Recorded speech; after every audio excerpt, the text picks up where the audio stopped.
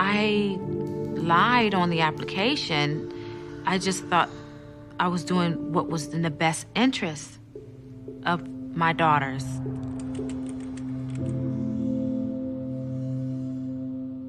I was kind of like the big man on campus. It kind of got a little easier with each one that I did after that, to the point where it started to feel a little bit comfortable and there was nothing wrong with doing it.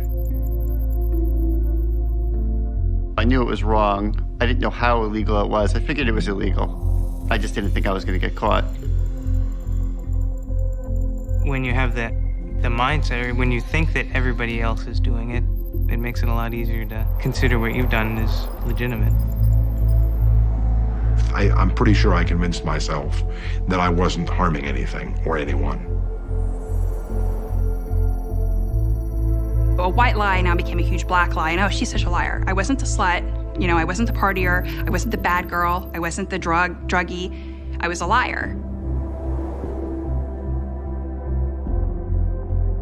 At a certain point, the monster's so big that it doesn't need you anymore, and you can't control it, and you can kind of just hope that it doesn't eat you. I even asked my lawyer, I mean, I'm certainly not going to go to jail for this. I mean, what do they do with guys like me? They don't send me to jail. Can I pick up paper on the road? I mean, what am I going to do? And he says, no, they send guys like you to jail.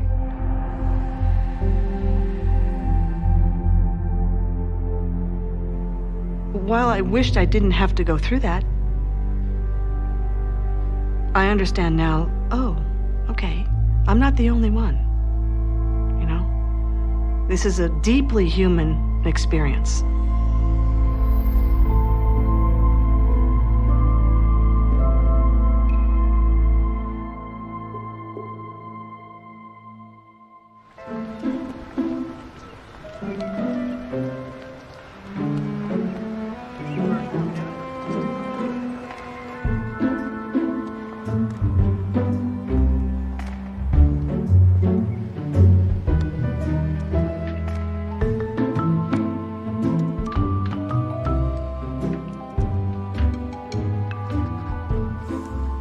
My name is Dan Ariely, and I'm interested in human behavior.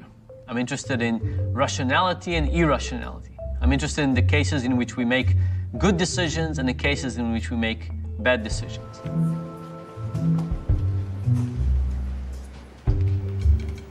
Together with colleagues and students, we run hundreds of experiments to try and understand human behavior. And in the last few years, we've been focusing on dishonesty.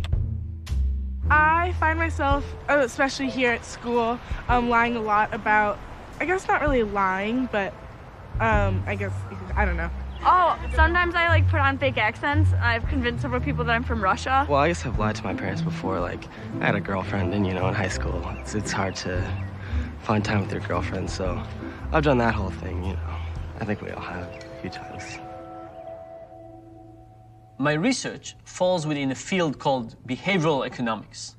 And behavioral economics challenges many of the assumptions of standard economics. In standard economics, we assume that people are perfect decision makers, that we can compare all the options, that we don't have any limitations of cognitive capacity. Behavioral economics doesn't make any assumptions. Instead, what we do is we put people in different situations and we just see how they behave. And what we see happening in those experiments is that often people don't think long-term. People are myopic and vindictive. We find that people are not able to consider all the options, and we also find that they don't always behave in a perfectly rational way. I first became interested in irrationality as a result of a tragic accident.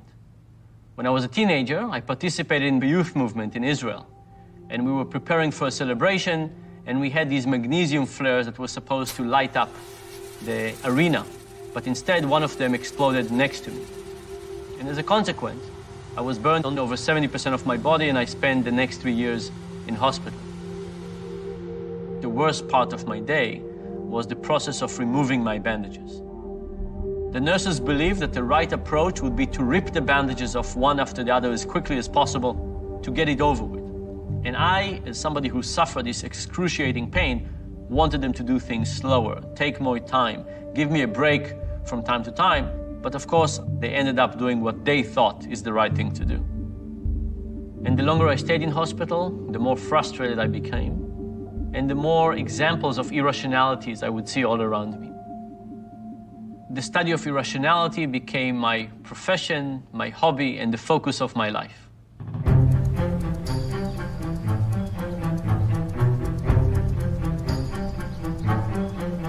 When I left the hospital and I started studying at the university, I didn't have much money for research, so I went to a hardware store and I bought a carpenter's vise. And I set it up in a lab and I asked people to come and put 2 fingers in this vise. And I would crunch people's fingers just a little bit for different durations and intensity and patterns over time, and I would check their preferences. How painful was this, and which pattern would you prefer, and so on. I learned that the nurses were wrong in systematic and predictable ways. They were focusing on shortening the duration, where in fact they should have tried to minimize the intensity. And from that point on, I started looking at all kinds of ways to think about irrational behavior. How we think about money and health and savings and how we procrastinate and all kinds of things. And among one of those was the question of dishonesty. When we started looking at dishonesty, my colleagues and I thought this was just another example of human irrationality. Another example of the mistakes that we all make and that we don't understand very well. But the world around us seemed to be telling us that this is actually a more important topic to study. We watch corporate scandals everywhere. Enron, WorldCom, the financial crisis of 2008. We saw an increase in cheating in professional sports. Have you ever used steroids? No. I have never used steroids. I have never doped. We witnessed political deception and its huge repercussions. Well, we don't torture people. Let me say that again to you. We don't torture people. It appears that there were not weapons of mass destruction there. You said you knew where they were. I did not. I said I knew where suspect sites were. Does the NSA collect any type of data at all on millions or hundreds of millions of Americans? No, sir. It does not. Not wittingly. All of a sudden, the world was telling us that it's more important to understand dishonesty. And not just to understand what's causing it, but also to understand what we could do to try and curb it and reduce it. How many people here have lied at least once since the beginning of 2014? How many people here think of yourself in general as honest, wonderful people? The same group. How can it be? How can it be that at the same time we think of ourselves as honest and then we recognize that we're dishonest? It turns out it's all about rationalization. On one hand, we want to look at the mirror and think that we're good, honest, wonderful people. On the other hand, we want to benefit selfishly from being dishonest. As long as we cheat just a little bit, we don't have to pay any price in terms of the image and the way we view ourselves. And we call this the fudge factor. So this is the ability to misbehave and think of ourselves as good people. And you can think about all kinds of ways in which in your own life you have a fudge factor. The speed limit. Maybe it says 55, but are you okay in driving 60? What about cheating a little bit on taxes? What about exaggerating their online dating profile?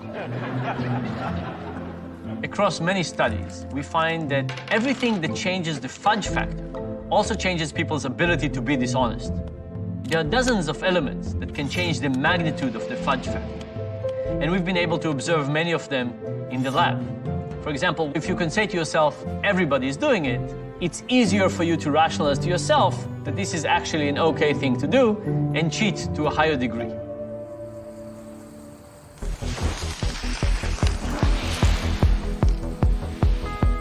My name is Joe Papp. I was born in Cleveland, Ohio, and I was a professional cyclist. I was utterly crazy for cycling, loved it. Okay, now watch the tire compression. I started bike racing my first year of high school. Let him go. Come on, Joe. I competed for the University of Pittsburgh's team when I was an undergraduate there, and then I took 2.5 years off to compete for the U.S. national team all over the world. And for the sprint for the bronze, Boonen in second, and it's Joe Papp. I had a really successful season, and I went to the Olympic trials, actually. But then the academic year was starting in the fall, and there was a deadline to register for classes, and I felt the need to return to my studies. So I stayed in school through 2000 when I graduated with my undergraduate degree, but couldn't get rid of the bike bug, and I went back to cycling. And so I started cycling again full-time at that point, and I'm not Lance Armstrong, but I had been successful at the professional level for 5 or 6 years before that, and when I got back into the races, things were different. Basically, the races were faster. There was one race in particular that I remember in Massachusetts. It was an event that, I would have typically thought that I had a chance of winning, and instead it took everything I had just to be able to stay in the field. And that had never happened before. I remember crying, feeling like I was a failure, and how could this be? And it took a couple days to kind of process what had happened, really. And I remember talking to one of my teammates on the phone, and I remember him chuckling as if he was in on a joke that I didn't know about. And that was the point when I learned about doping. My teammate said, "You should go see Dr. So-and-so. She'll take care of you." And I met with this doctor, and I said, I'm a cyclist, and I can't match the performance of these other athletes. And so she looked at my blood work, and she said, "Well, yeah, we can prescribe you EPO, which is a drug that is given to cancer patients who are going through chemotherapy, and it basically forces their kidneys to produce more red blood cells. But for an elite endurance athlete, once it manifests itself, it's phenomenal. It's like night and day, the change." I can tell you exactly how much this drug improved my performance, and it was upwards of 12 to 13%, which is a gargantuan improvement in a sport that is decided in terms of seconds. Not only did I kind of move up a level in the sporting context, but the doping practices increased in their sophistication and pervasiveness as well. 2006 is when I moved to an Italian team, and I remember many times the team manager's brother coming to the hotel with a small stainless steel thermos and start parceling out to each rider their own ampule or their own pre-filled syringe or their own pills, and then the riders discussing between themselves what they were going to use when, for, how. Everyone was complicit in it. You all have a shared interest in keeping it quiet and actually supporting one another in it. Professional cyclist Joseph Papp said he felt he couldn't win without using performance-enhancing drugs because so many others were doping.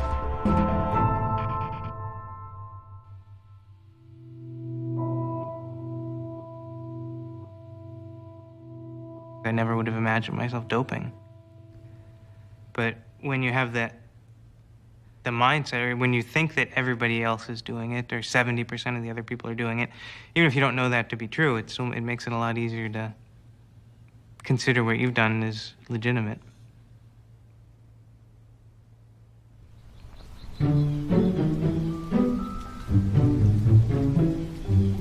In order to study dishonesty, we need to be able to measure, hopefully precisely, the extent to which people are dishonest.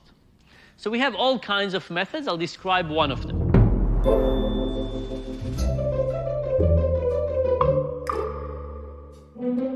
Thank you very much. We're going to start, and let's go to the lab. You can just have a seat anywhere with a packet and a pen in front of it. We gave people 20 simple math problems. Find the two numbers that add up to 10. These are problems that everybody could solve if they had enough time, but we don't give people enough time. We are going to give you 5 minutes to solve as many as possible. At the end of the 5 minutes, please stop, put your pencil down and count how many questions you got correctly. And now that you know how many questions you got correctly, take the sheet of paper, go to the front of the room, and shred it. People do that, they come to the front, they say they solved 6 problems, pay them $6, they go home. Very good, thank you for participating. What the people in the experiment don't know is that we played with the shredder. The shredder shred the size of the page, but the body of the page remains intact. And what do we find? On average, people solve 4 problems and report to be solving 6. I solved 6. I don't know if this is embarrassing or not, but I got 6. I believe I got 7 right. We've ran these experiments on 40,000 people. And so far, we found about 20 big cheaters. Those are people who cheated all the way, said they solved 20 problems, and they stole $400 from us. We also found about 20-some thousand little cheaters, and they stole about $50,000 from us. And I think this is not a bad reflection of reality. Yes, there's some big cheaters out there, but they are very rare. And because of that, their overall economic impact is relatively low. On the other hand, we have a ton of little cheaters. And because there are so many of us, the economic impact of small cheating is actually incredibly, incredibly high.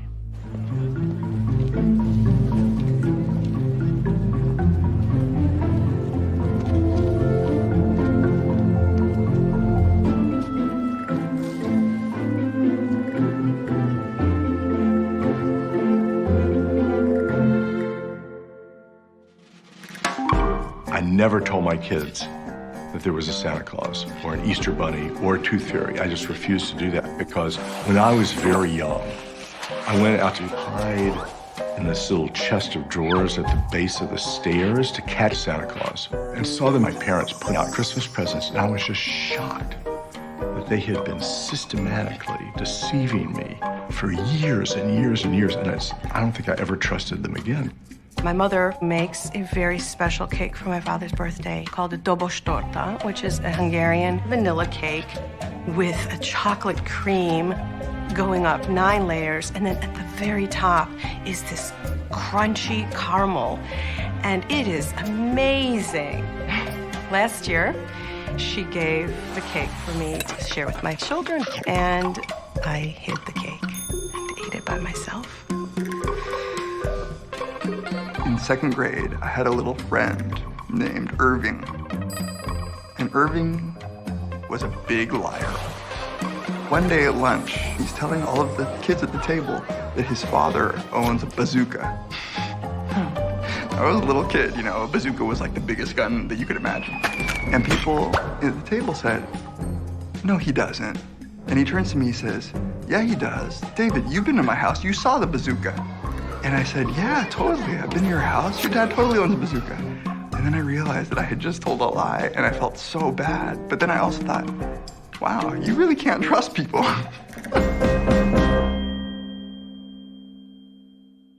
Dan and I were sitting in his office one day, and in that particular meeting, we were reflecting on this idea of the evil genius, the fact that oftentimes it seems that creativity and dishonesty come together.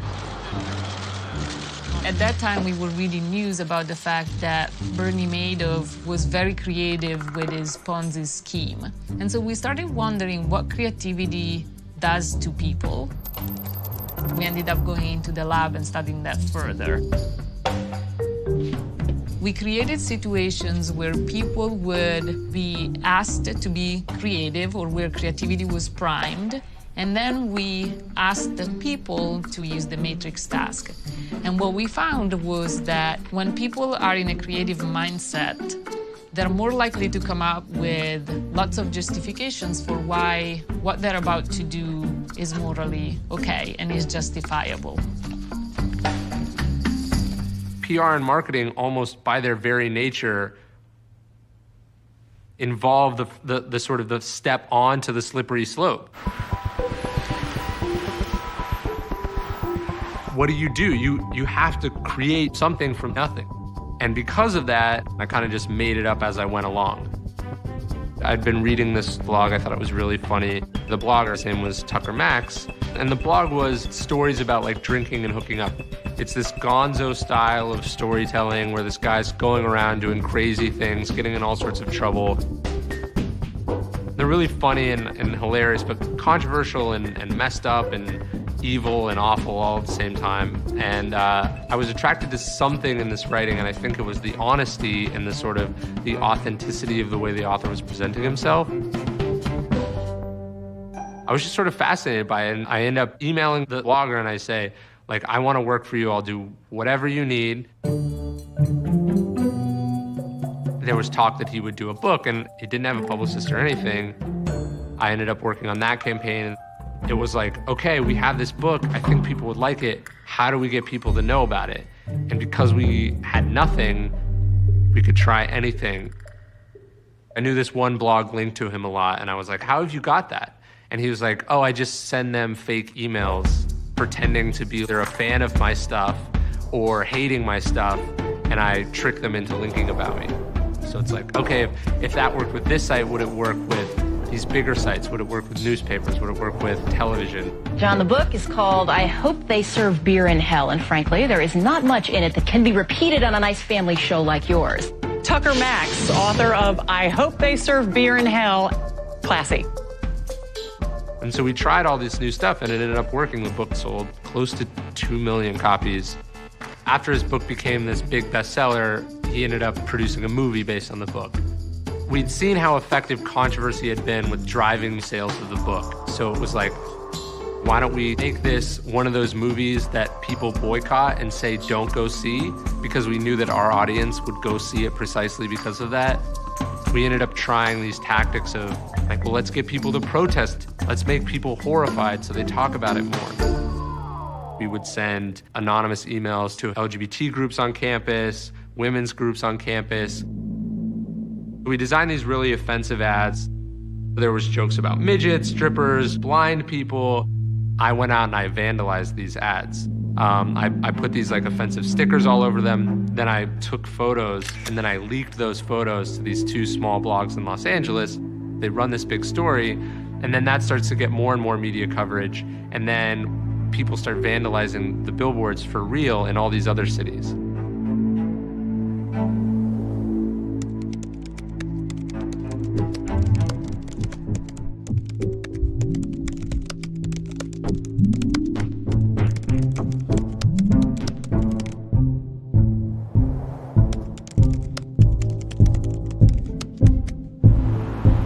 My staff began calling the Chicago Transit Authority to protest about these offensive ads. Chicago Transit Authority. They put out an announcement that they were banning the ads from the city and they were pulling them all from the buses, which is exactly what we wanted, because now this is a news story.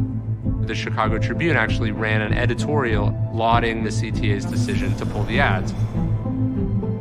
And now it was this sort of full-fledged, massive controversy. In New York City, this group organized a citywide protest / vandalization of the billboards, and they invited the media along, so it got more press there. It became difficult for me to know where the line was. She wants me to sign underwear. What we were doing was generating chatter about the movie. But if you step back and you look at it, it's like you're deceiving more and more people. And then once it started, it couldn't stop, and it just carried on under its own power.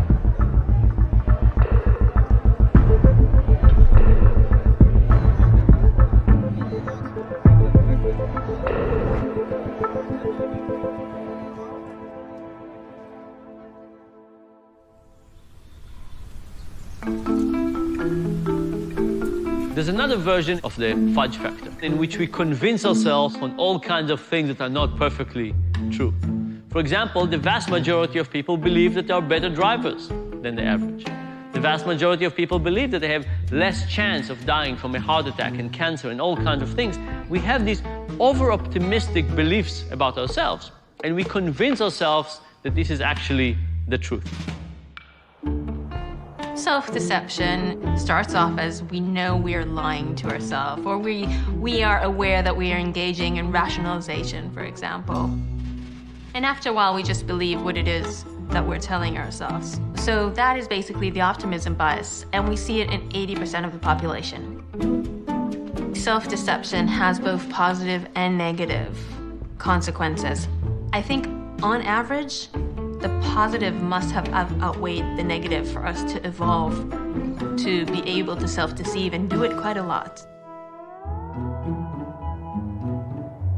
So we have people take this test, and some people don't have the answers, and we see how well they do. And these are hard questions, so they don't do very well.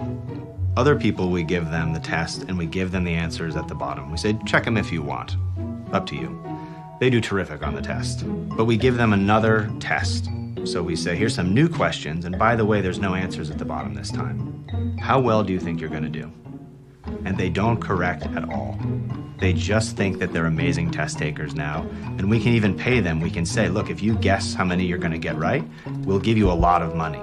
No change at all. They just believe, they've deceived themselves into thinking, I'm the greatest trivia test taker in the world, and we can't get them to stop doing it. This process of deceiving ourselves is so strong, and it happens to us so quickly, where we have a twinge of, maybe I cheated, and then, no, I didn't, I'm a genius, and then I'm a genius for the rest of my life. It's so powerful and so strong in us, this impulse. I can tell immediately when someone's not being honest with me. It made me an excellent admissions officer.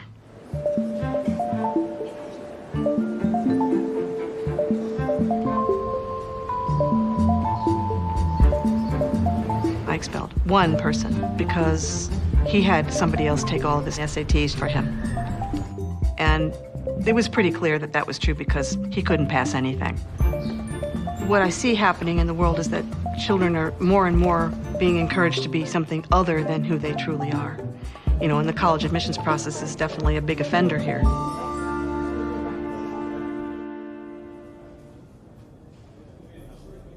So,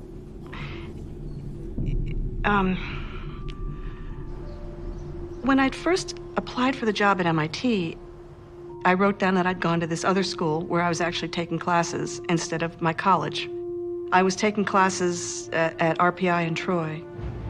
And I said I just sort of morphed that into, oh, I went there for undergraduate school, right? I just sort of morphed it. I felt that at a place like MIT, they wouldn't accept me if I'd come from a, Catholic girls' school. I kept getting promoted. And I got a call from someone from the American Academy of Pediatrics. Would I join him in writing a book? Yeah, absolutely. Do you think it is? I was on television, I was on the radio, I was in newspapers, I was a lot of places. I want us to start another revolution tonight because I want us to be able to give our childhood back to our children. Often, people, they will get a bio and then they'll introduce you a certain way. And that, things just, some people think of a master's, some people think of PhD, some people this, some people that, and, whatever. I thought, for me, it was just, okay, well, they're doing what they're saying, I don't care, here I am. They frequently called me doctor, because it's just how it was.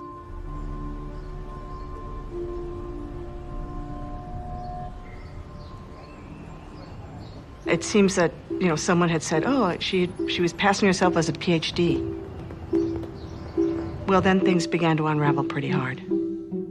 Marilee Jones resigned today as Dean of Admissions at MIT after 28 years at that prestigious school. In a statement today, she said, quote, I am deeply sorry for disappointing so many in the MIT community and beyond. I wasn't allowed to see any of my staff members. I was like a persona non grata on campus, and I kept thinking, this is me. I kept saying to people, it's me. It's me. You've known me for years. I'm the same person. And, suddenly I was on the other side of the wall. What just happened to me? Who am I? it sent me right down deep, where I'd never really been.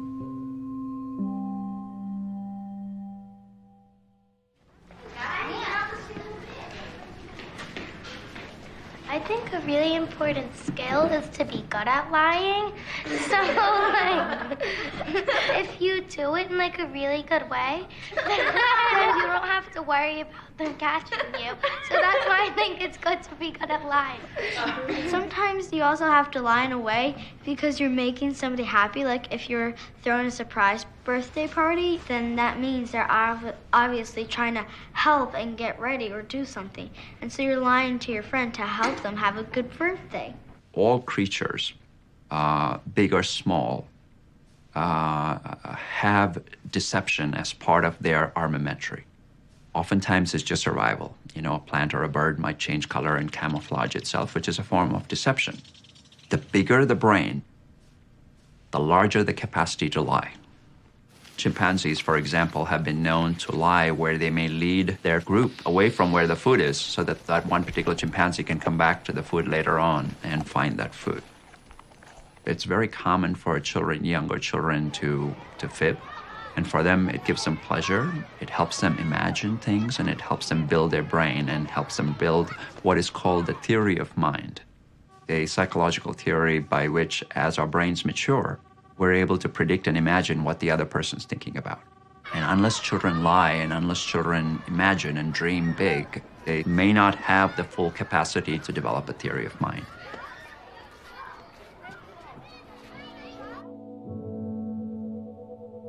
A lie is like a knife. So if you use a knife to stab somebody, it's wrong. If you use a knife to put some butter on your bread, then there's nothing wrong with it. Once I flew from Berlin to Milano, we got into many kind of like air pockets. I don't know, it was a very, very bad kind of flight. And at some stage, I hear this woman that starts crying and shouting in Italian. She was like about, I think, 50 years old. She had a big cross on her neck. And I look back, you know, to the flight attendant because I expect somebody to go to her. And when I look back, I see the two flight attendants sitting in the back and crying. And this woman keeps shouting in Italian and crying. And I kind of say to myself, you know, something must be done about this woman. And there is an empty seat next to her. And I unfastened my seatbelt. I get next to her, I fastened my seatbelt. I hold her hand, and I said to her, look at me, do I look scared? And she said, no, why aren't you scared? And I said, because, you know, from all the people in this plane, I'm the only one who's an aeronautics engineer.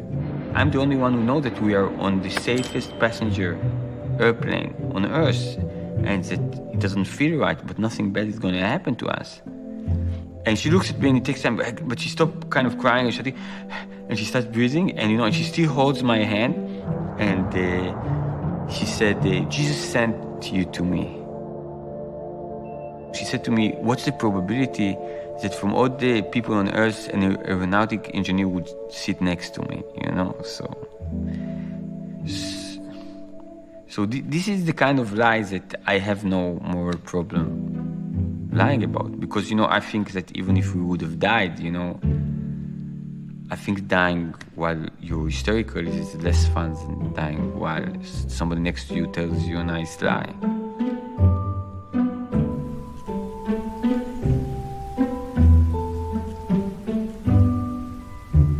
We grew up in a social world in which our parents teach us about how to have manners and how to care about other people and how not to point at people or not to say all kinds of things.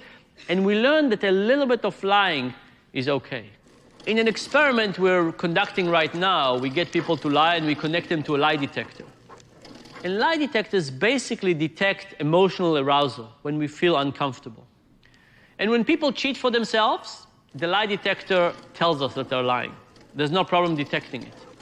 But sometimes we ask people to cheat for a charity, and then the lie detector is silent. The lie detector doesn't catch anything.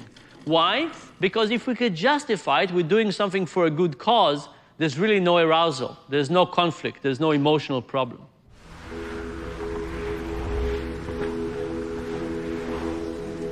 My name is Kelly. Williams Bolar, and I'm from Akron, Ohio. When my oldest daughter was in junior high and my youngest daughter was in second grade, I had concerns with the quality of education. The schools were not at the academic level that they needed to be. My father and I lived in 2 different school district areas, no more than 3 miles away from each other.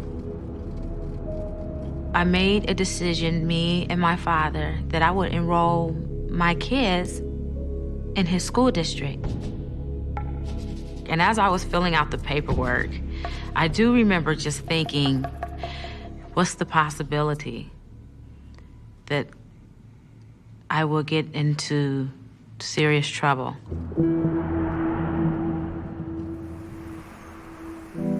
My daughters loved that school. They taught the children how to be focused academically. They were there for a full year, and then the treasurer of the school called my dad's house, and I answered the phone. He asked me if I was to come there right now, would you be sitting there? Would you be there? And just so happened, I was there. So I was like, yeah, come, if you need to come to see if I'm here, then I'm here. I received a letter from the treasurer and the superintendent. We have clear and convincing evidence that you do not live or reside at 1373 Black Pond, Copley, Ohio, and we have a meeting for you, and we would like for you to come to the meeting. And I remember going to the meeting. I don't know how many men, it was 4 men, superintendent, treasurer. To solve this problem. And they had attorneys there. I did some things wrong, but I love my kids. And I remember just, still trying to say, no, they live there,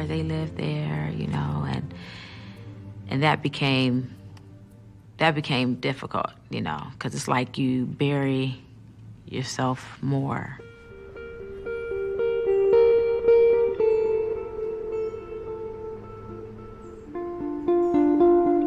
Deep inside, I was thinking, golly, this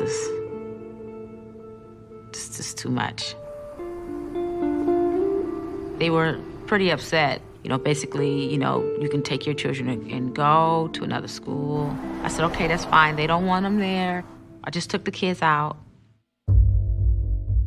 Roughly 2 years later, I get an indictment to go to court. The court of common pleas is now in session. They wanted criminal charges. I need to be there for my kids. I need to be a supporter for them. Unfortunately, the means don't justify the end. The verdict was, guilty. All rise.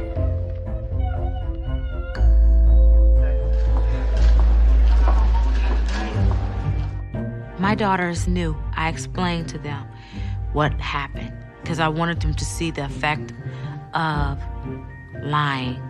You have a small twist in a story, and it can become, a huge impact in your life.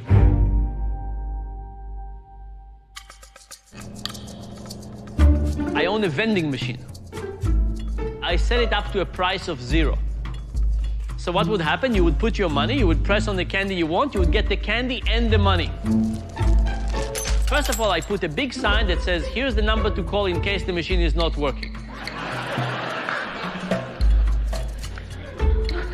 How many people called? 0, that's right. How many candies did people take? Nobody took more than 4. The majority took 3 or 4, like 5 would be cheating.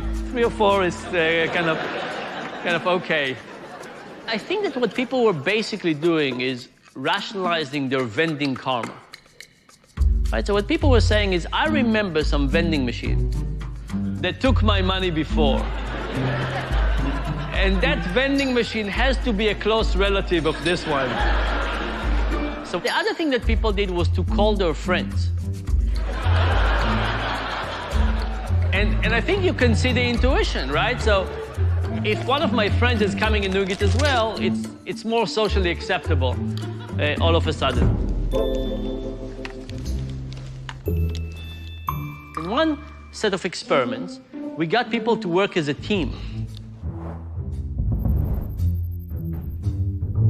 So imagine you and I are working as a team. And when I cheat, you get some of it. Then when you cheat, I get some of it.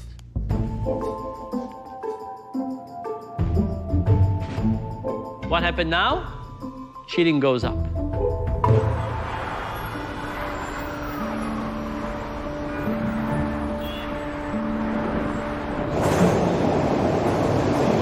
My name is Garrett Bauer, 44 years old, and I used to be a professional stock trader.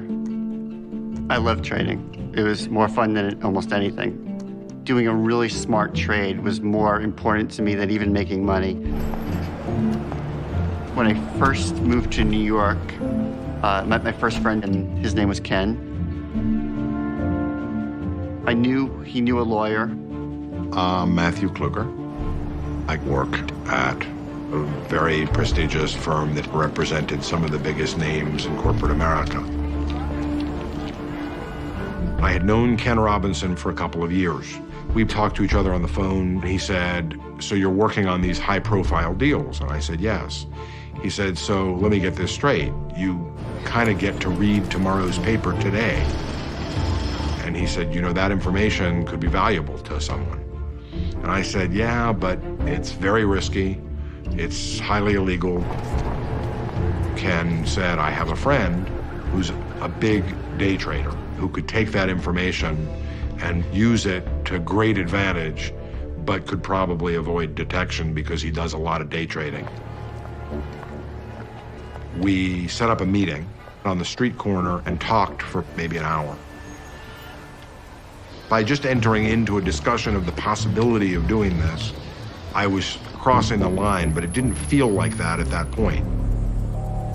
Bauer put me at ease that what we were doing, though wrong, was A, common, and B, not really hurting anybody. Insider trading information is passed around. If it's not daily, it's weekly. There are a lot of people out there who are becoming privy to inside information and using it to trade. Everyone's trading on this stuff. There wasn't one person in my office that wasn't. I passed information and the scheme gelled. Matt would call Ken with information somewhat like, "We think IBM is buying Sun Microsystems." Then they would tell me how many shares. We'd subtract the tax rate, I'd pay the taxes, and then they would get the cash. I did not expect it to take on a life of its own. And then it took on a life of its own.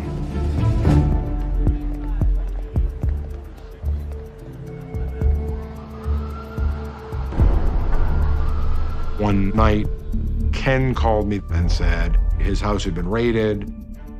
I don't remember everything he said on that call, but I remember thinking that some of what he said was a little suspicious and was wondering, is it possible someone is listening? But I dismissed that as being paranoia. What about the information at the law firm? That's what I worry about. Like when you did searches, or I don't know how you did it. If they had that, they would have been here already.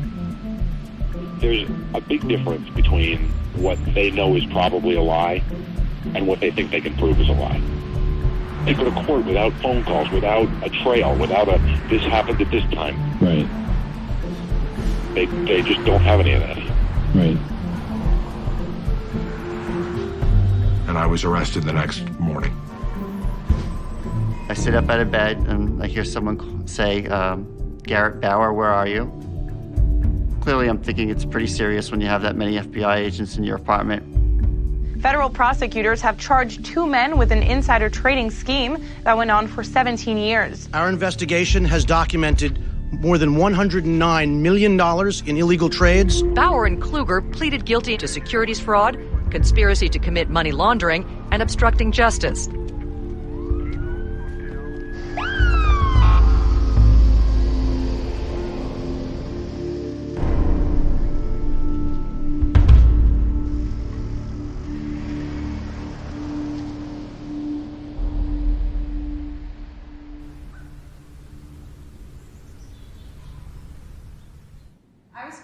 Are there more men overrepresented in the large cheaters than women? Yeah, so first of all, this is a great question. So the question is, are there gender differences between cheating in men and women? And there are huge differences, huge differences. And the difference is that only women ask this question.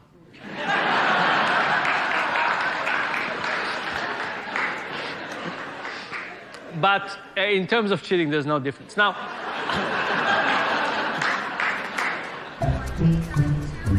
I was sitting in the lounge charging my phone, and all of a sudden you hear the announcement, your flight's about to take off. So I run out and I get to my flight and I sit in my seat and I realize as the door is closing, my phone is in the charger in the lounge. I run up to the girls in the front, the stewards, which you must sit down, miss. We're just taking off. No, you can't. My phone's in the lounge. I'm sorry. Listen, I work with CNN News. Suspects now wanted. I'm on the air tomorrow, and I need to have my phone because everything that I just worked on is sitting in this phone. So guess what? The plane went back. They got my phone. A woman hands me my phone, and everyone in the place looks at me and goes,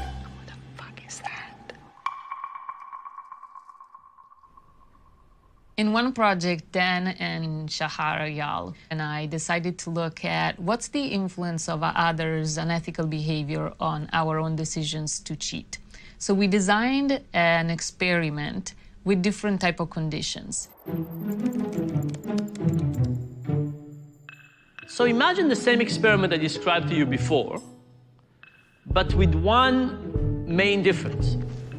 We hired an acting student. And 30 seconds into the experiment, he raised his hand. Yeah, I got all of them. What do I do? And they say, I solved everything, what do I do next? Sure, come up here. And Now, this is 30 seconds into the experiment. You are still on question number 1. There is no question in your mind that that person is cheating, and the experimenter said, you finished everything, you're free to go. There you go. Thanks very much. And you see that person taking all the amount of money and going home. What would happen to your own morality? Well, lots more people cheat. But there could be 2 explanations here. One explanation is we just proved to people that in this experiment there's no downside for cheating. The second possibility is that it's not about the fact that they wouldn't catch you, it's about the fact that it's actually socially okay. Thank you for participating. And so we decided to study this by looking at whether the person cheating is somebody like us, somebody we feel similar to, or somebody who's very different from us. We ran this experiment at Carnegie Mellon. Everybody was a Carnegie Mellon student. The acting student was a Carnegie Mellon student. We dressed the acting student in the University of Pittsburgh sweatshirt. Now, what happens if you're a University of Carnegie Mellon student and a Pittsburgh student cheats? You still know that you can get away with it. Here's the proof that somebody goes home with all the money, but you don't think that people like you are doing it. And what happens now? Cheating goes down. So it's not about the probability of being caught. It's about the question of what is socially acceptable in our circle.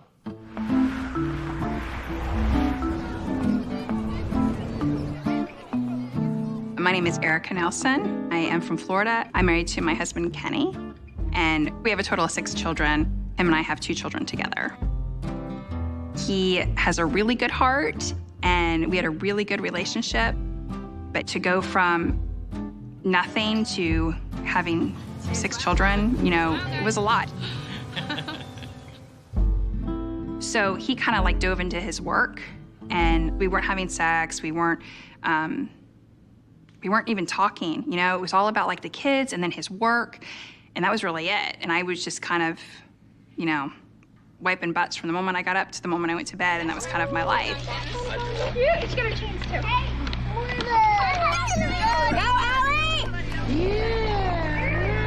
Good day, I had a bra on. It was my dress-up day. I kind of just got lost in that.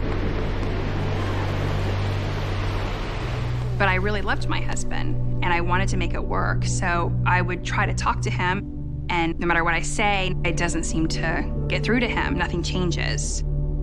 I even went to him crying the last time, and I said, look, I need more than this, in my life. And I love you enough to tell you this because I don't want to ruin this. And he was like, Not that he was indifferent. I just think that he thought, we'll get through it. I didn't take it like that. I took it as a slap in the face. Ashley Madison is a website for married people or people that are in a committed relationship that want to have random sex or hookups or whatever. I think that that's an appeal to Ashley Madison. You know that everybody knows that you're married, so there's not that awkwardness. You check your area, and we live in a small little community, and there's hundreds of people on there. And it's easy to kind of mask the reality of what you're doing too, because you're behind a computer screen. I talked to one guy. We had actually a pretty good friendship for a few months. And then it got more into intimate conversations and talks, and then let's meet up. He would take me to fancy restaurants, I would get dressed up, and I'm thinking, wow, this would be awesome. I could have this whole home life, and then I could, and be the good parent, be the good mom.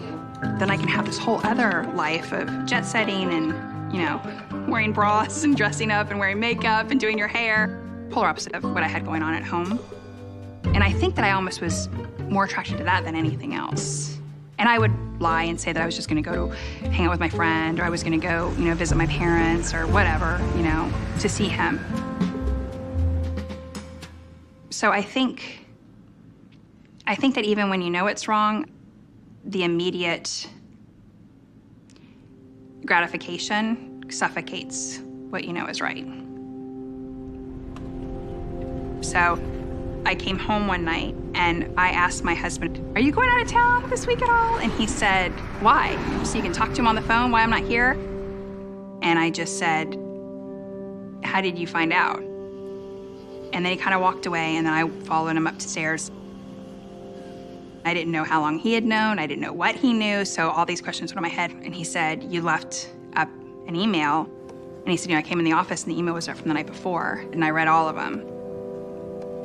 And I said, look, I was gonna get attention or whatever from somebody else. As messed up as that is, that's how I am. And I don't know how to get over that. So I need your help, or I need somebody's help. I said, but I don't wanna mess this up between us. I saw how hurt he was, and my husband didn't deserve it, and I deleted my account that day.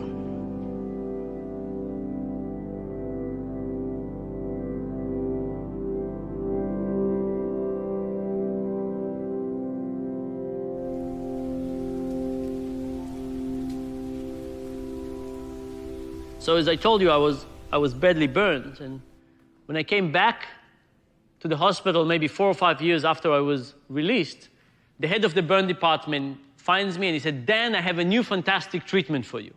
Come with me. I go with him and he explains to me that when I shave, I have little black dots on the left side of my face, stubble. The right side of my face is burned, there's no hair, there's no stubble. And he can fix this asymmetry. How? He's going to tattoo the right side of my face until it would fit the left side of my face. And he says, go home, shave, come back tomorrow, by noon you'll be symmetrical. So I drive home and I think to myself, what kind of shave should I aim for? What would give me the most hours of symmetry? The early morning shave, the afternoon shadow, what's the right shave? Anyway, I shave, I get to his office, and I said, I'm not so sure I want this. I'm not so sure it's for me. And then he looks at me and he says, Dan, what's wrong with you? Do you enjoy looking non-symmetrical? Do you get some deprived pleasure from looking different? Anyway, I left and I went to his deputy and I said, what's going on? Where's this guilt trip coming from? He says, well, we've done it on 2 patients already and we need a 3rd for an academic paper. And I'm kind of an ideal client, right? Half the face burned, half not, would come out really good in this paper. Now, here is the thing. It's really easy to think about this physician as being evil. But this guy was an amazing physician. I really loved him. I owe him a lot. But nevertheless, at that moment, he had a conflict of interest. On the computer screen, you will see a square. It will be divided into two. There'll be a right half and a left half. We're going to flash some dots in this square just for half a second. Your task, if you were a participant in the experiment, is just to tell me which side of the line has more dots. And it's usually pretty obvious which side. There's like a lot here and not very many here. Now, there's one more thing. We're not going to pay you the same amount for the right and for the left. But regardless of the amount, your task is to basically be as accurate and truthful as possible. Ready? Go. The dot task is a basic experiment in conflicts of interest. Very, very few people start by lying egregiously. But if the dots are kind of similar, just slightly more to the left, they would say right. Almost any moral conflict you can think of as there's a line and you have to decide whether you're going to cross it or not. You kind of want to go to the other side and you kind of know what the right side is. Maybe I'll go to the other side sometimes.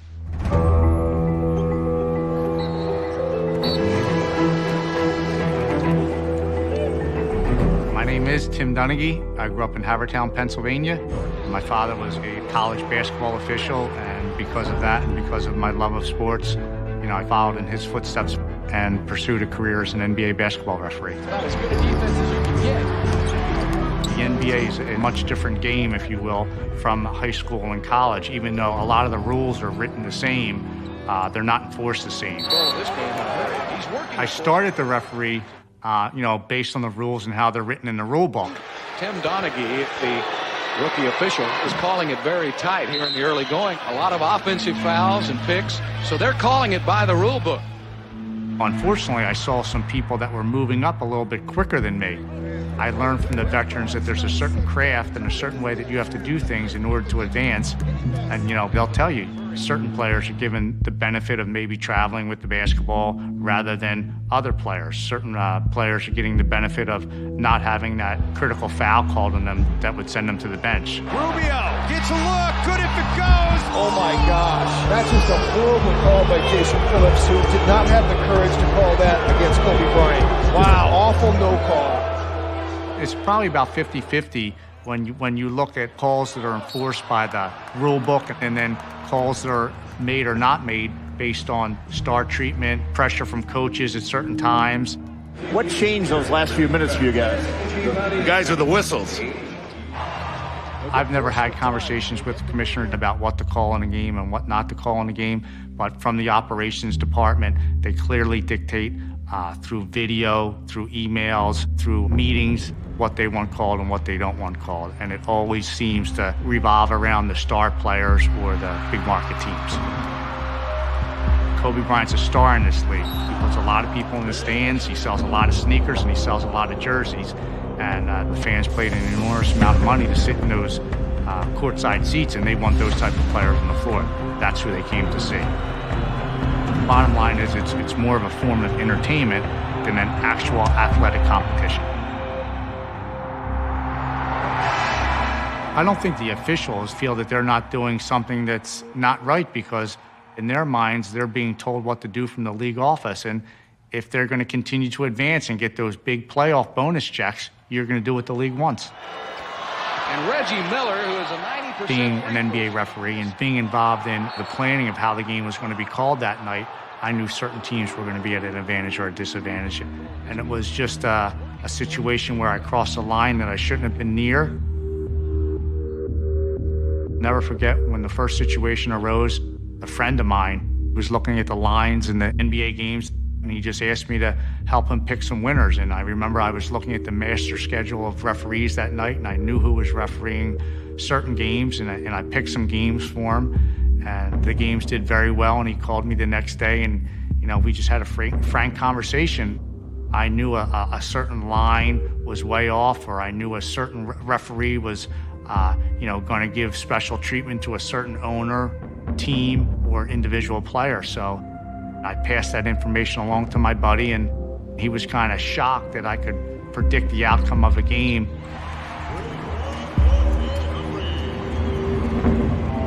We would discuss certain games that we both liked, and because of my contract with the NBA, I wasn't allowed to place a bet of any kind, so he would contact the bookies and put everything under his name for both of us.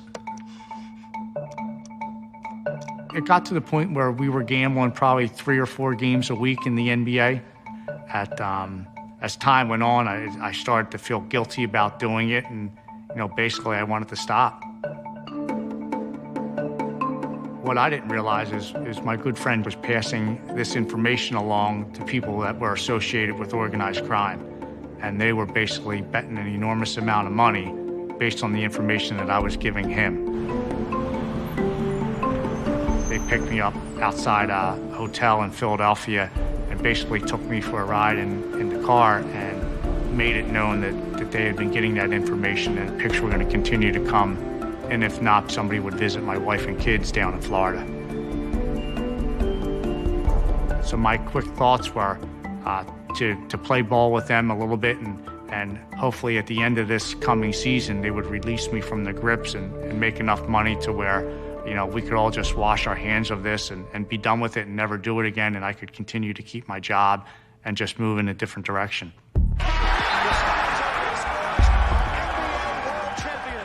What happens is the season ends. I'm back home in Sarasota, Florida, getting ready to play golf. And I get a call from a friend of mine who tells me that the FBI has been knocking on a lot of people's doors and that the whole scheme was discovered over a Gambino wiretap and that they were asking a lot of questions. Today, former NBA referee Tim Donaghy is expected to plead guilty in federal court in connection with allegations that he bet on games in which he officiated.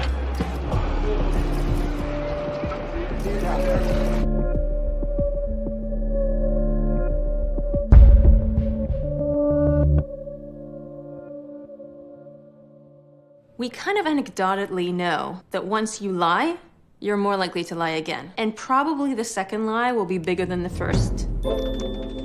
What we find in the brain is that at the beginning, if you lie a little bit, there's a huge response in regions involved in emotion, such as the amygdala and the insula.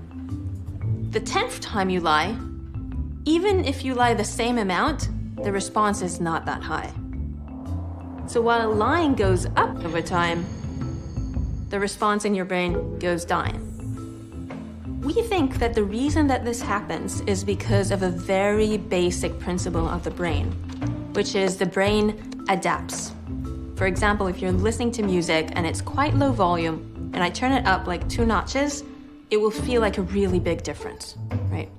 But if you're listening to the radio and it's really high volume, and then I put it up 2 notches, you won't even feel it. The brain is coding everything relative to what the baseline is. The same goes with dishonesty. If we're pretty much honest people, if we haven't lied, and now we're telling a lie, the brain is coding this as a really big difference relative to our baseline. But if we're dishonest and we lie quite a lot, the brain doesn't respond so much. After a while, the negative value of lying, the negative feeling, is just not there so much, which kind of makes you just lie more and more and more. My parents, they grew up in the Bronx, and they placed a lot of emphasis on getting me and my 2 brothers around the kitchen table every night for dinner. The role that I grew into was an insane fabulist. I just lied constantly. I was down at the basketball court and Kareem Abdul-Jabbar showed up and I smacked his shot away and I said, "Get that skyhook trash out of my face, Kareem." My family would roll their eyes. Until one night, I talked about how there's a pickup game and we're tied. Next basket's gonna win the game. Someone from my team puts up a shot. I went up to rebound it. The ball bounced off my head, arced in the air, swish into the basket. I win the game. And everyone in my family, all at once, they had finally had it. Stop lying to us. That is ridiculous. That did not happen. But here's the thing about it. To this day, I can see the texture of the basketball. And I can feel myself doing this and the ball going in, and the exultation's like lives in me still. In my head, I know it's a lie. In my heart, I can't let go.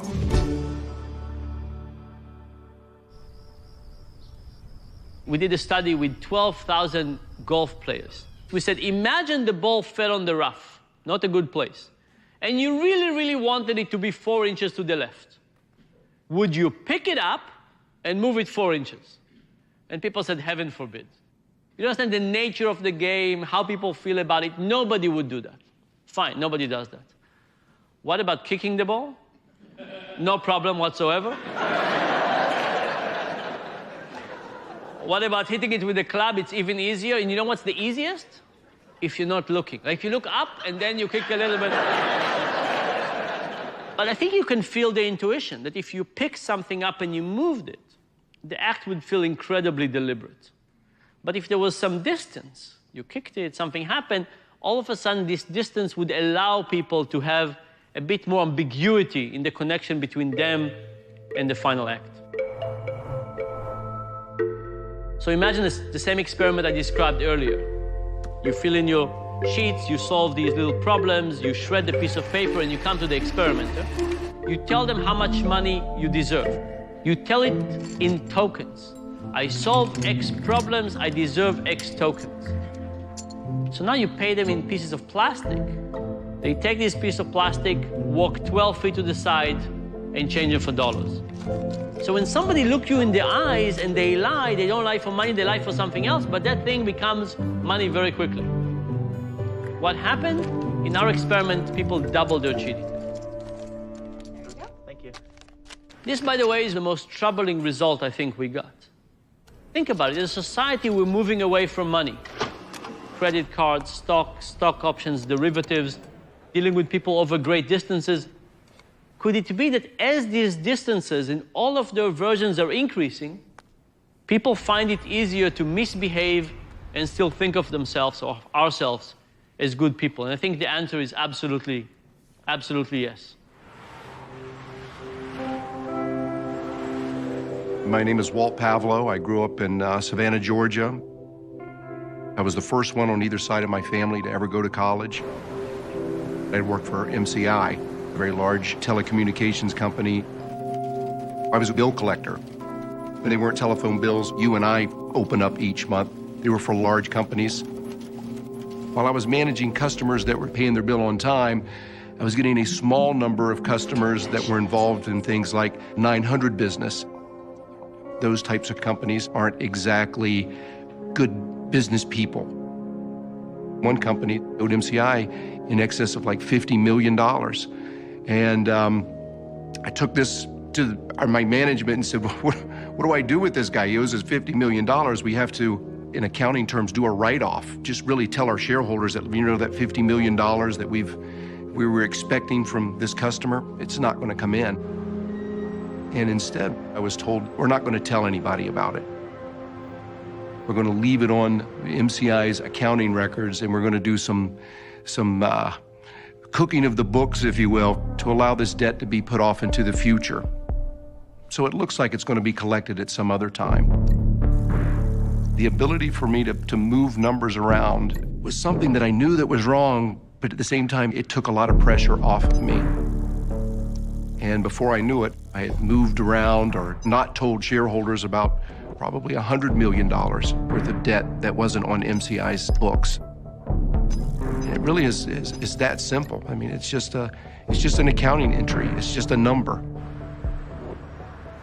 I felt a sense that it wasn't going to be very much longer, that there are ways to undo this and, you know, turn the clock backwards in a few months. And then I realized that this isn't going to happen.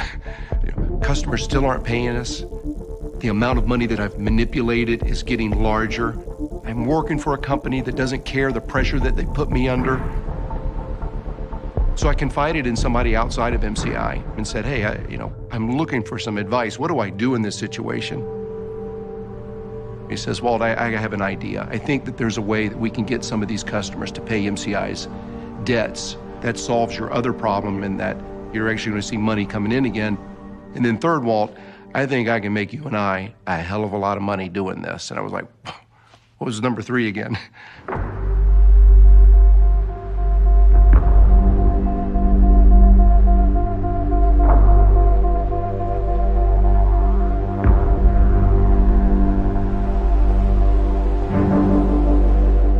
I felt a sense of empowerment, you know, really cockiness. You know, there's money involved. Yeah, I'm doing this. Yeah, you know, this is the way this is supposed to work. Hi, Walt. Hi. This is pretty cool. Real cool. I can tell you, that feeling didn't last very long. I went down to the Cayman Islands. I went on a private jet, and a guy hands me a lot of money, and I'm like, oh my God, what is this? What have I done? How far have I taken this thing? No more. I don't want to do this anymore. 6 months after that, I received a call from my boss. Somebody from accounting has called me and told me something's wrong with one of the accounting entries and they need an explanation for it. For a split second, I said, I can fix this. And then the totality of what I had done, it was just coming crashing down. I mean, there was no way that I could fix it. I've been caught.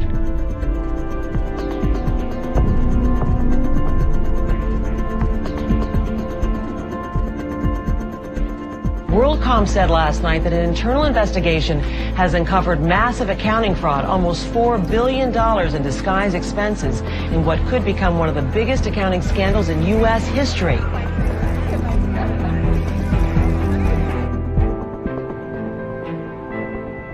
Now, when we run these experiments, we run them either at universities or in bars.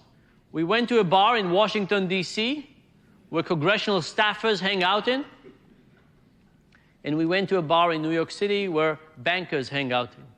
So who cheats more, the bankers or the politicians? Who votes for bankers? Who votes for politicians? Okay, many more for politicians. The bankers cheated twice as much. You can't be happy with this result. Like, there's no way that this is a good result. If we took all the elements that we studied and we combined them into one environment, we would get an environment that is very similar to the one that operated in the financial crisis of 2008. Not in generations has Wall Street absorbed the number of body blows it took today. 3 of the 5 biggest investment banks are gone. The country's biggest mortgage lender is gone. We had politicians, bankers, regulators, and even investors, all influenced by many factors: self-deception, social norms, distance from money, lying for the benefits of others, and of course, conflicts of interest. And this is what I think corruption is all about. It's about that when you get into a system and something in the system tells you that things are wrong there, all of a sudden you abandon your own moral fiber. And because of that, we really need to figure out what can we do about it? How can we get people to behave better? Because if we don't, we're just going to get more and more disasters like the one we've just experienced.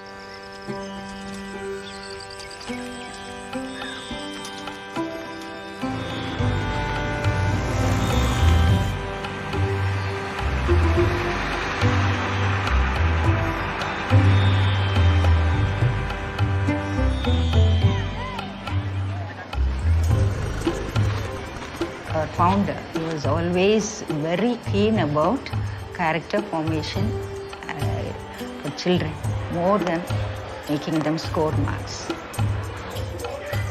Because when we sow that seed, when they are very young, when they grow up, it blossoms.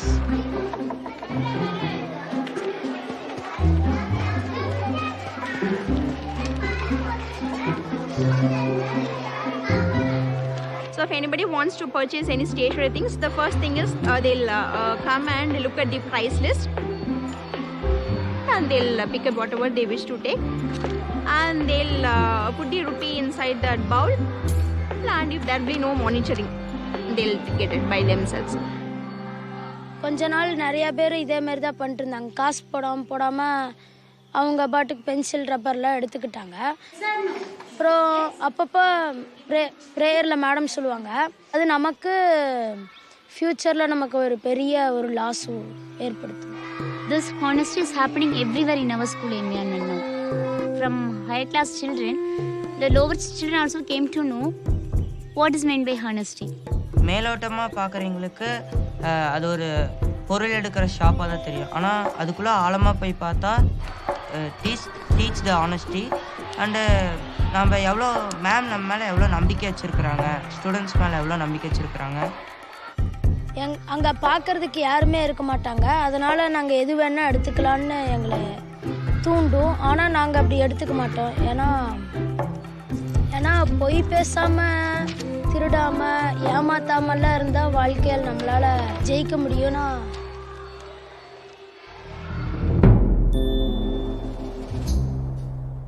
Many of the experiments that we have conducted are about trying to find ways to curb dishonesty.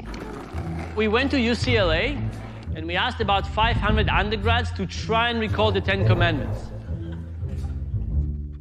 We asked people to write down as many of the 10 Commandments as they could remember. And then we put them in a situation where they could cheat with the matrix task. How many of them do you think recalled all 10 Commandments? 0, that's right. By the way, they invented lots of interesting ones. What happened after people tried to recall the 10 Commandments, even if they were unsuccessful? Nobody cheated.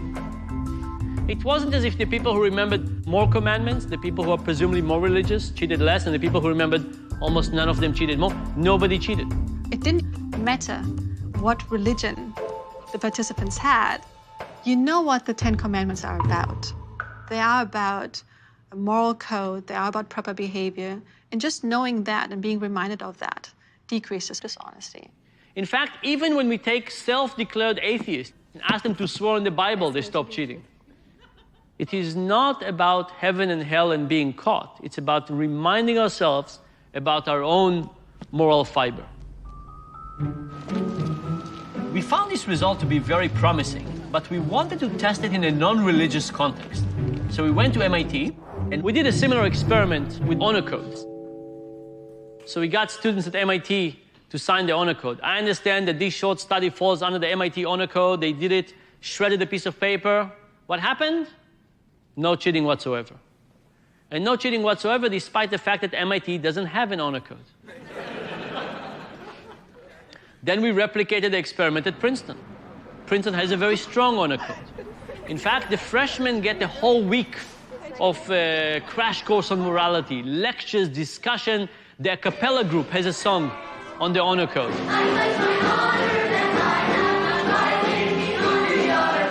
an awful song, by the way, but they have it. So we took the Princeton students signing the honor code and not signing the honor code, the MIT students signing the honor code and not. Was there any difference? No. When they did not sign the honor code, they both cheated to the same level. When they signed the honor code, none of them cheated. And I think this is kind of a mixture of good news and bad news. The bad news is the crash course on morality, particularly the Princeton version, doesn't seem to have any effect 2 weeks down the road. The good news is that even without a crash course, reminding people about their own moral fiber does change how people behave. The fact that we can change you with these tiny, tiny interventions is actually at the heart of behavioral economics. It's this idea that we think that to change people's behavior, we need to change a society or change a culture. And in fact, sometimes little tiny tweaks around the edges can have big impacts on what we do. I feel that both in collaborating with organization as well as government, we could make a difference as scientists. I think we could design intervention that would be helpful in reducing unethical behavior at work as well as in society more broadly.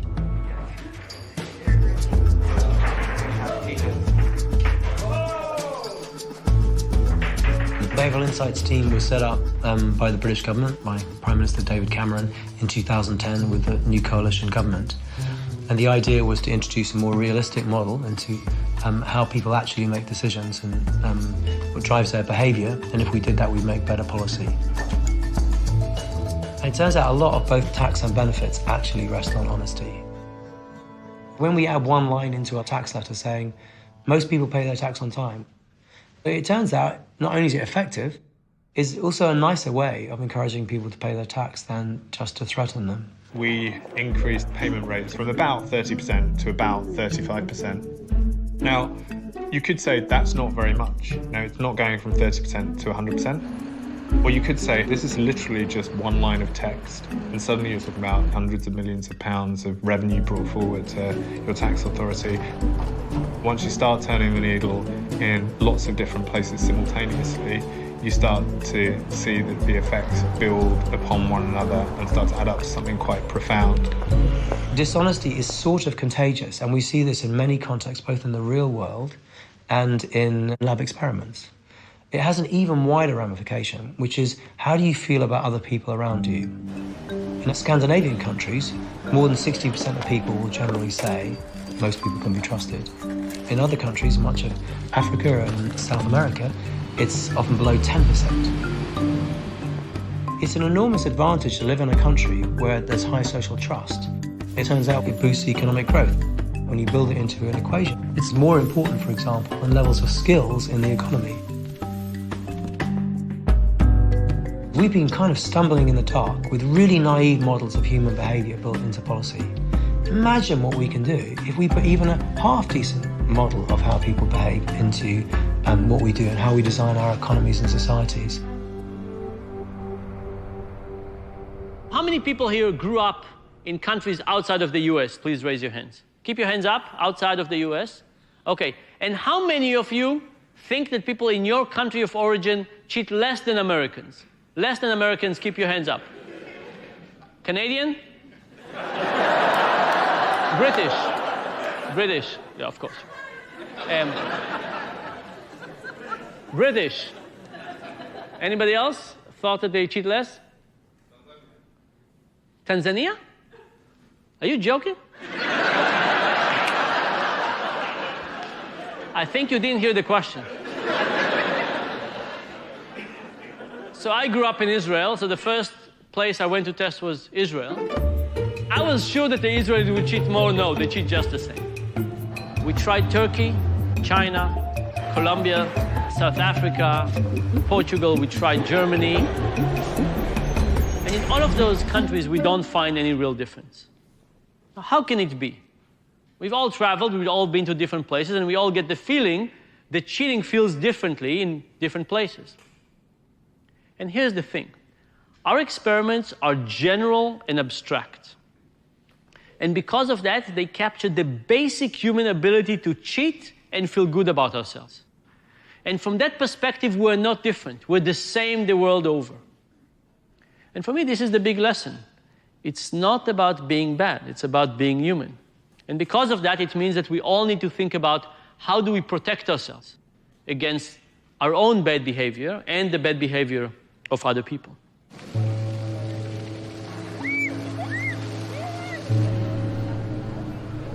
We have much more to learn and a lot to gain from understanding our ethical shortcomings. When it comes to building the physical world, we seem to understand our limitations. We build things like roads and bridges to help us with these things that we can't do perfectly on our own. But when it comes to the mental world, we somehow forget the idea that we're limited, that we're fallible. Science has some starting points to help us think about this. It's not going to be simple, but we all have the capacity to build a better, more ethical, more honest world. It took me a long time to come to grips with the fact that I was going to go to prison. And it wasn't because I didn't know that I was guilty. I mean, I knew that for sure that I was. I knew that what I had done is wrong, and I wanted to make it right. But what I couldn't come to face with was the consequences. I had to fall on the sword and let everybody know that I basically screwed up and I made some terrible, terrible choices. It really, it destroyed my life, to be honest with you. I'm pretty honest now. I'm about like Honest Abe. I try to tell the truth about everything. It's not like there was one thing where I said, like, that was so wrong. I'm never gonna do that ever again. I'm done. It's more like On everything that I did, there were parts that I didn't like that bothered me, and those added up over time. I regret it all. I mean, because I would like to be honest with my girls and tell them, you know, that I went the higher route and that I didn't cheat and that, you know, one wrong doesn't make a right and preach all that to them. But I can't. I mean, if my girls ask me about my infidelity, I'm going to be honest with them because it's who I am and I need to own it. I used to think of the world in terms of good people and bad people.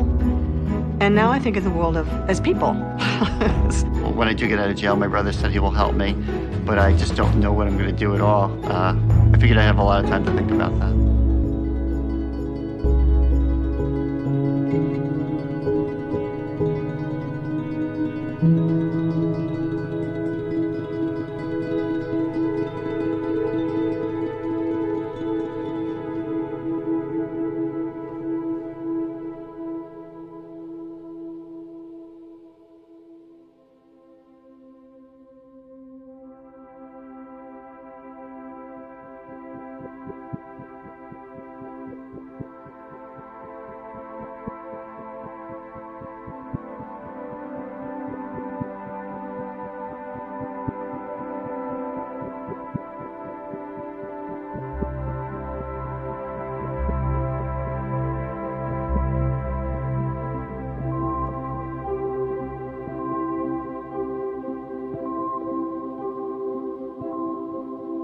Thank you.